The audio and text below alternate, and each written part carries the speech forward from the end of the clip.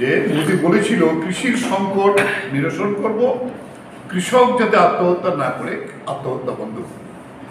এই জায়গাতে দাঁড়িয়ে আমরা গত 10 বছরে 1,20,000-এর বেশি কৃষক, কৃষি শ্রমিক আত্মহত্যা করতে বাধ্য হয়েছে এই 10 বছরের। এনআরসির এটা গভর্নমেন্টের রিপোর্টে এই বিষয়টা উঠে এসেছে। 2014 থেকে 23 পর্যন্ত দৈনিক হাজিরার শ্রমিকদের আত্মহত্যা এটা যদি ধরা হয় তাহলে এটা 3,12,214। তাহলে এইটাও কৃষির সঙ্গে যুক্ত।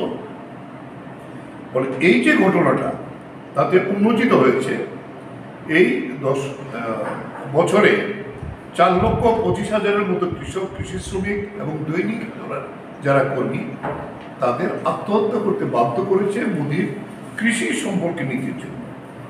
এই ক্ষেত্রে আমরা বলতে চাই নিঃসন্দেহে মোদি এবং তার টিম এই শাস্তিযোগ্য অপরাধ এটা করেছে এই 10 বছর।